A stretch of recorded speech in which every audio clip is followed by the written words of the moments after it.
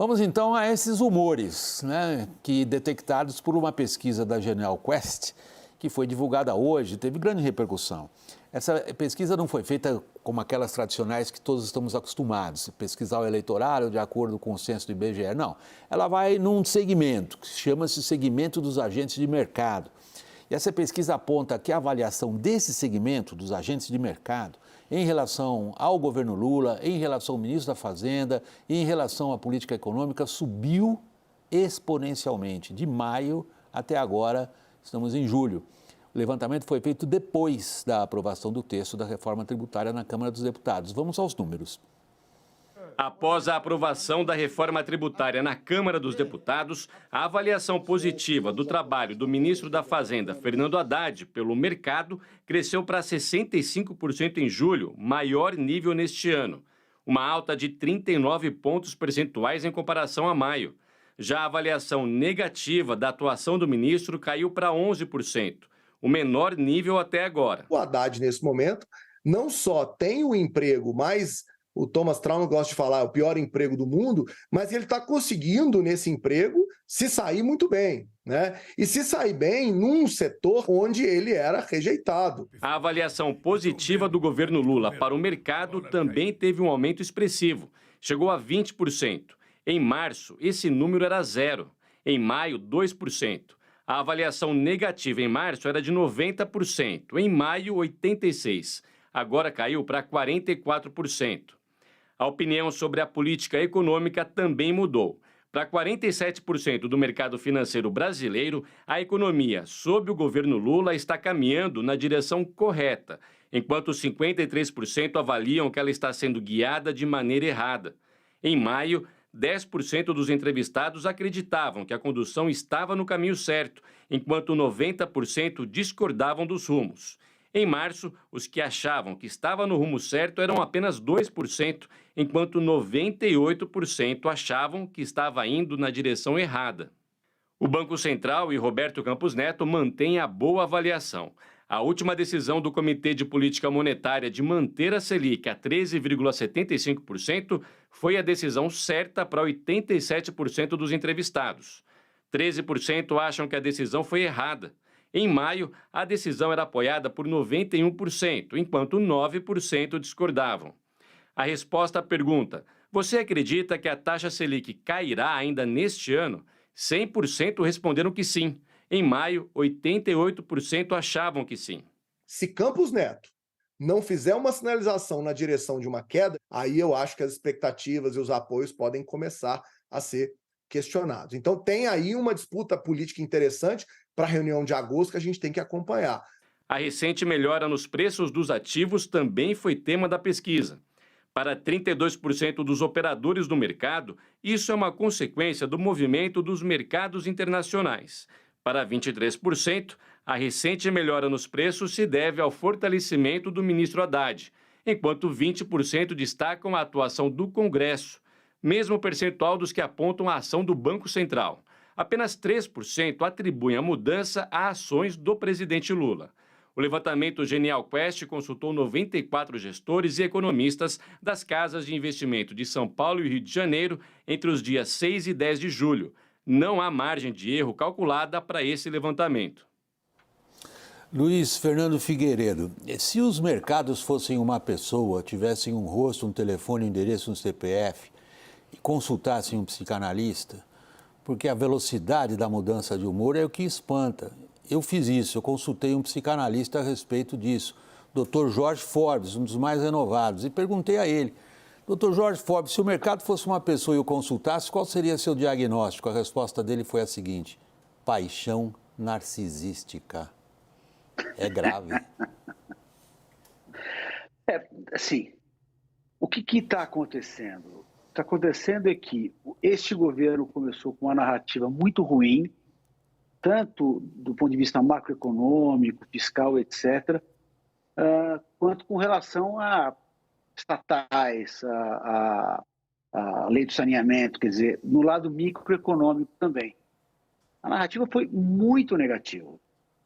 Mas, na prática, o que o governo tem feito, pelo menos na parte mais macro, tem sido na direção correta. Ele fez um ajuste fiscal no início do ano, depois ele aprovou um arcabouço fiscal que é bem razoável, mas reduz muito o risco de uma explosão da dívida pública. Ele mandou uma reforma muito razoável tributária ao Congresso. Ninguém imaginava que ela poderia ter sido aprovada na Câmara ainda no primeiro semestre. A narrativa contra o Banco Central ela foi muito aguda, mas ficou nublar. No final das contas, até a meta eles mantiveram, até evoluíram para uma meta mais permanente, não ano a ano. Então, na verdade, a diferença é, uma coisa foi a narrativa, outra coisa foi o que de fato o governo fez. E tem um ingrediente adicional. No lado mais micro, as iniciativas do governo foram um desastre, mas o Congresso segurou. Então, ele segurou o Congresso segurou o lado mais negativo, e do lado macro, o Haddad, é verdade, ele está indo muito bem. Ele está buscando as coisas que têm racionalidade. Qual a resposta do mercado? Com mais racionalidade. Você vê que a gente foi para o campo psicológico, né? Mesmo na explicação do Luiz Fernando, ele está usando conceitos como o da racionalidade. Enquanto que quando a gente fala de expectativas dos agentes econômicos, Luiz Fernando, muita gente pensa no subjetivismo dessas expectativas. Ele está tirando da análise o subjetivismo e colocando no lugar a racionalidade, que teria vindo das posturas do ministro da Fazenda, Renato Agostini. Você vai ingressar em qual área? A da economia ou, eventualmente, alguma outra explicação de cunho psicoanalítico? Vou me arriscar nas duas áreas, William. Boa noite para você, boa noite a todos. Aguardando, vamos lá.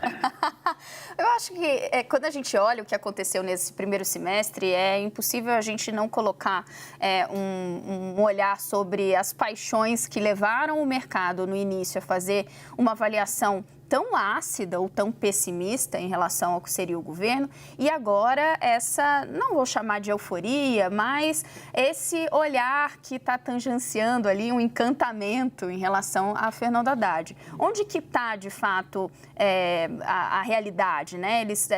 Agora é o momento em que o mercado, né, os analistas estão calcados, de fato, no que o governo tem a entregar, portanto, havia um enorme exagero no início, ou agora também eles estão sendo tomados ali por um otimismo não muito justificável. Me parece que nem tanto ao céu, nem tanto à terra. Por quê?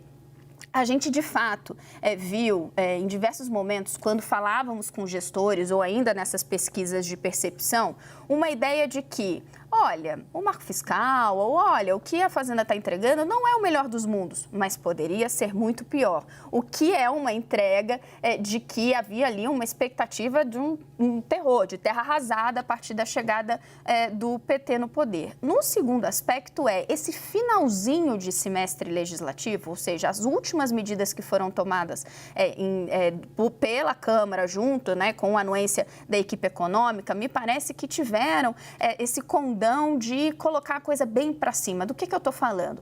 Primeiro, como Luiz estava dizendo, o CMNE, ele conseguiu tirar da frente uma série de expectativas negativas.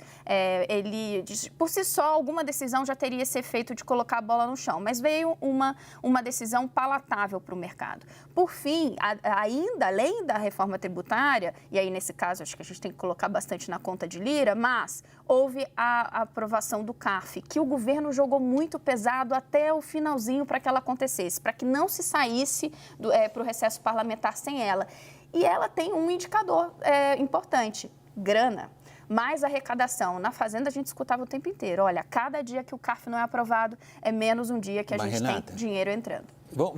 Você citou alguns eventos políticos e você estabeleceu uma relação entre eles e o mood, né, o humor, o comportamento dos agentes de mercado, que o Luiz Fernando Figueiredo estava descrevendo agora como aqueles que começam a enxergar a racionalidade nisso. Veja, se a gente considera os números da pesquisa, eu passo a pergunta agora a você, Daniel, nós vemos uma aceitação daquilo que o governo em peso, inclusive o ministro Fernando Haddad, considerou quase que um crime de lesa majestade, que foi a manutenção da taxa Selic. O próprio Haddad foi bastante áspero em críticas ao presidente do Banco Central. A pesquisa, porém, detecta por parte dos agentes de mercado um apoio a essa manutenção da taxa. Não que eles gostem de juro alto nesse sentido, mas eles dizem que está correto. Exatamente o contrário do que o governo e o ministro Haddad têm dito. Como é que a gente entende isso? William, chama muita atenção nessa pesquisa quando a gente lê aqui os diversos quadros, os diversos slides que acompanham essa pesquisa, como, claro, existe uma melhoria da percepção dos agentes de mercado com a política econômica do governo e com o governo em si, pelos fatores que a Renata e o Luiz Fernando acabaram de mencionar, mas me parece aí que esses slides detectam aqui, mesmo que a gente não tenha mostrado claramente na reportagem, como isso vai parar na conta de Fernando Haddad, de Roberto Campos Neto, mediante uma aprovação da política monetária polêmica do Banco Central ao longo desse primeiro semestre, mas não na conta do Lula propriamente. Onde que a gente observa isso? Quando se pergunta a que se atribui a melhoria de percepção, fala-se em mercados internacionais, fortalecimento do ministro Fernando Haddad, atuação do Banco Central, atuação do Congresso, como se o Congresso tivesse também aprovado sem ali uma interlocução do governo, mas só 3% mencionam medidas do governo Lula, colocam na conta explicitamente do presidente. 92% do mercado consideram preocupante a indicação de Lula para suceder Roberto Campos Neto na presidência do Banco Central. Isso só vai acontecer no fim do ano que vem. O que acaba transparecendo dessas respostas é a mesma coisa ali que acontece de alguma maneira nas Forças Armadas, no agro. Não importa quanto dinheiro este governo Lula dê à modernização das Forças Armadas ou tente recompor ali nos bastidores com os altos comandos. Parece que sempre pesa uma certa desconfiança dos fardados com relação a Lula. Não importa se o plano Safra foi recorde ou qual a abrangência desse plano.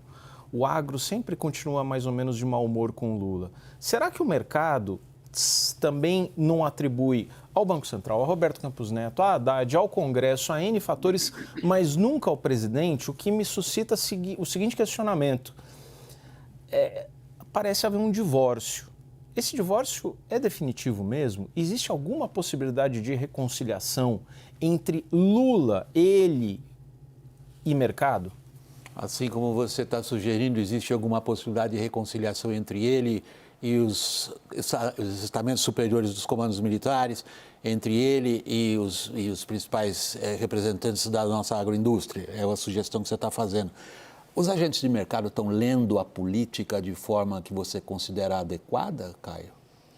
Sim, eu tenho a impressão, William, de que o mercado nunca vai gostar do Lula, nunca vai gostar do PT, nunca vai votar no PT. Aí o divórcio é definitivo. Não, eu não vejo sequer um casamento. Okay. Nunca houve um casamento para haver um divórcio, né? Possível. O Henrique Meirelles provavelmente vai dizer que sim. Mas... enfim, vamos lá. É claro, isso me incomoda um pouco quando a gente tem uma percepção como essa que a pesquisa mostra. O Congresso tem a responsabilidade, Fernando Haddad tem a responsabilidade, Roberto Campos Neto tem a responsabilidade, mas quem banca a equipe econômica é o presidente Lula, né? E o Lula, queira ou não, goste ou não, com 3%, eu ia até colocar esse dado sendo excluído de todo esse pacote. Fato William, que nesse primeiro semestre, para pegar também um pouco o que a Renata falou, o governo hoje vive o melhor momento, né? Em 6 meses. Sem dúvida, desde que assumiu. Desde que assumiu o melhor momento. E eu gosto, nesse pacote todo, de colocar o destaque que a gente está falando menos do Congresso. E tenho a percepção de que o mercado entende que Brasília hoje não basta apenas o Palácio do Planalto ter um direcionamento, porque o Congresso vai ter outro. E o Congresso conseguiu sinalizar ao Palácio do Planalto, o Legislativo conseguiu sinalizar ao Poder Executivo e apontar as correções de rumo. Ninguém falou aqui do Arthur Lira, né? Que bancou a reforma tributária, bancou o arcabouço fiscal. Ninguém está falando dele, né? E muitas vezes até os petistas não querem, né? Ou não gostam, ou atacam, ou o imperador e por aí vai, não é? E tem esse fator importante. Então o mercado, a Faria Lima, eles compreendem que o poder em Brasília hoje, em 2023, não é um poder de 2003, que a despeito de você ter setores do PT, setores ligados à Unicamp, que a Faria Lima não gosta, que o mercado não gosta dentro do governo, você tem todo um componente, um poder legislativo empoderado para não só corrigir rumos, mas para buscar uma agenda de consenso que o próprio mercado abraça também. Agora, um comentário rápido aqui. Vamos lá. Claro, Renata, por favor, nesse prossiga. sentido, porque me parece que é muito flagrante uma diferença entre o governo passado, nessa relação Fazenda, Economia, né, Congresso do governo passado para esse governo e como que o mercado olha. Um exemplo, a gente via o tempo inteiro durante o governo Jair Bolsonaro. A equipe do Paulo Guedes fazia lá uma proposta, mandava e já começavam nas fontes, os investidores, analistas, olha, o Congresso vai desidratar, esse projeto não vai parar de pé, o que vai acontecer? No marco fiscal, a gente viu um comportamento diferente. Qual era a expectativa? O Congresso vai segurar uma parte do marco fiscal, do arcabouço, que a gente entende que está muito solto. E, de fato, entregou. Então, esse aspecto que o Caio coloca me parece fundamental. Existe uma confiança de que eventuais abusos, né, vou colocar dessa forma, do governo do PT, serão compensados pela atividade do Congresso. Não, e eles mostrando isso, né? No episódio do saneamento, houve um reconhecimento do erro e uma revisão do processo político todo. Porque houve o decreto do saneamento por parte do Palácio do Planalto, houve uma reação do Congresso, e o que aconteceu? Ontem a gente falou bastante disso aqui, novos decretos sendo submetidos previamente ao Congresso Nacional para avalizar. Então, o processo político inteiro mudou também. O governo reconhece isso também. O Luiz Fernando está me pedindo a palavra, por favor, Luiz Fernando. Sim. Agora, vamos pensar o seguinte. Os agentes econômicos, o mercado não é bobo. Então, ele sabe claramente que para o Haddad fazer o que ele tem feito e que tem sido reconhecido, foi muito reconhecido na pesquisa, o Lula deu a bênção. Muitas vezes, do próprio arcabouço, da reforma tributária, de vários pontos, a resposta saiu após uma reunião com o presidente. Então, todos sabem que o Lula está dando o aval. E o ponto é, como a narrativa do Lula foi muito negativa, foi assim, palantesca, né, de palanque, mas na prática ele deu a força, o suporte para o Haddad fazer o que fez, isso transparece para o mercado que haverá continuidade, tanto dessa narrativa descolada da realidade, quanto as ações, de fato, indo na direção, vamos chamar de direção mais racional. E, sem dúvida, que o papel do Congresso é muito grande e muito reconhecido pelo mercado também, né? Tanto nas reformas nas anti-reformas micro, vamos dizer assim, que o Congresso barrou, quanto em aumentar o enforcement do próprio arcabouço fiscal e, assim, o Arthur Lira ser tão firme na própria reforma tributária, né? Daniel me pedindo a palavra. William, a questão é só a seguinte, da mesma forma que lá pelos idos ali de 2013, início de 2014, tinha-se um apelo por parte de uma parte do mercado e também de agentes políticos aqui em Brasília, de volta a Lula, que era traduzindo também um rechaço, um repúdio à política econômica de Dilma Rousseff. Poxa, quem não lembra de 2012 da MP 579 do setor elétrico, 11 de setembro do setor elétrico, que foi o dia da publicação da medida, muito criticada, destruiu o valor, intervenção em bancos públicos. Da mesma forma que havia esse apelo do mercado por um volta a Lula, o que essa pesquisa também acaba sugerindo, claro que essa é uma interpretação um pouco apressada dos fatos, mas que pode acabar se consolidando mais adiante. Talvez em 2026, olha, lança Haddad. Por que Lula de novo? Porque existe, o que a pesquisa mostra, existe uma simpatia do mercado por Haddad de semanas para cá, que não foi capturada ainda pelo presidente Lula. Tadinho do Haddad, vai apanhar do PT, Renata? Já apanhou, né? Bastante. E nesse ponto existe essa... vou conectar os assuntos, né? O que a gente via no governo passado? Paulo Guedes, em diversos momentos, se falava se ele estava na corda bamba, se ele ia ter paciência, né? Ele tem um temperamento de continuar aturando isso. E Jair Bolsonaro, em momentos estratégicos, ia lá e resgatava ele no sentido de reforçar a sua confiança para fora, né? E deixá-lo mediar alguns conflitos dentro do governo.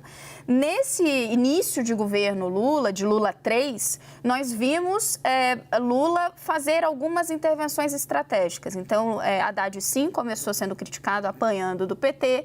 Lula deu aval para que ele seguisse com as suas propostas. Isso, houve um reconhecimento que a gente está chamando do mercado, de que ele soube fazer essa mediação. E, mais do que isso, né, uma percepção de que ele começou a atuar também como um articulador. Um pé na economia e um pé na política, que é o que a gente faz aqui no WW, mas que Fernando Haddad está se mostrando como essa pessoa, que é capaz de não só mediar o que se espera em termos de racionalidade econômica com as aspirações do PT, mas o que se espera de alguém que tem um trânsito também com o próprio Congresso. Sobe uma estrela dentro da estrela? Essa ala que começou o governo, essa ala do PT que começou o governo muito mais crítica ali, muito querendo impor uma agenda petista, vamos dizer assim, estritamente, ela hoje, 6 meses depois, ela está mais fraca, está mais fragilizada. E a gente vê isso em outros movimentos também. A gente vê, por exemplo, depois do Abril Vermelho do MST, a gente vai falar disso mais tarde, não, desculpa. Tá? Não pode dar spoiler. A gente vai falar disso mais tarde, Já dei o spoiler no começo também. Mas, por exemplo, tudo nasce na eleição, um resultado de 2% de diferença. E o presidente Lula, experiente que 50 anos de política, 55 anos de política, entendendo isso, os flancos, as zonas de conflito, ele vai percebendo. Então, ele sabe que o Haddad é o cara para apaziguar um desses flancos de problemas históricos com o petismo. Ele sabe, por exemplo, que o MST precisa recuar assim como recuou, não só por causa da CPI, mas também porque houve concessões e negociações para que o MST recuasse. Então, dentro de um cenário que já foi mais polarizado, que é muito polarizado, para o Palácio do Planalto, e acredito que o Lula sabe muito bem disso, você diminuir essas resistências é importante. E por isso que essa ala do PT hoje, que atacou o Haddad no começo do governo, está quieta. Luiz Fernando, para chegar nos finalmente dessa parte aqui do programa, eu queria levar você para uma questão um pouco mais abrangente, diretamente ligada à economia e fazendo uso da expressão que meus colegas usaram aqui várias vezes. O Lula endossou, particularmente em relação ao tratamento das contas públicas. E a gente cobriu isso com bastante afinco. Lula endossou porque ele obteve uma fórmula que lhe permite gastar. Portanto, uma fórmula que sugere aos agentes de mercado, e a gente dá tanta atenção aos agentes de mercado, porque, afinal de contas, a gente quer ver como que os ativos são precificados e como que se pensa que o Brasil é vendido para dentro e para fora. A questão fiscal, nesta troca de humor, ficou de lado perigosamente, Luiz Fernando? Não, eu acho que pelo contrário. O que ficou claro é que esse novo arcabouço, que é muito longe do que todos os agentes gostariam, mas ele limita a expansão do gasto. E o gasto cresce, mas ele cresce até um certo ponto, e se a receita não crescer, ele pode crescer quase nada. Para dar uma ideia, o arcabouço cresce, se as receitas não crescerem, 0,5% acima da inflação. Na média, nos governos petistas, cresceu a 6%. Então, é muito menos do que se cresceu lá atrás. Mas o importante é o seguinte, é que, primeiro, é muito mais difícil explodir a dívida. Segundo, é claro, está todo mundo vendo o quanto o Ministério da Fazenda está indo louco atrás de receita. O ideal seria cortar despesa, mas ele está fazendo um esforço enorme para conseguir alcançar as metas. Quem está nesta direção não está na direção de um populismo fiscal. Então, isso tira da mesa um risco enorme que o mercado tinha precificado, pelo menos de certa maneira, a partir do discurso do Lula contra a estabilidade fiscal. Então, eu acho que a estabilidade fiscal ela foi o pressuposto, e daí uma série de outros ingredientes, como um crescimento maior no primeiro trimestre, que mudou totalmente a projeção de crescimento dos agentes, já está entre 2,5% e 3%, e era menor do que 1% lá atrás. A inflação começou a ficar mais tranquila, e o governo, ele falou, mas ele não agiu na prática contra o Banco Central. Então, mas esses ingredientes vieram depois de você falar, olha, poxa, eu estou aqui não numa situação ideal, a situação fiscal não é sustentável ainda, mas ela não está indo para a direção errada, ela está indo gradualmente, aliás, mais lento do que eu gostaria, mas para a direção correta.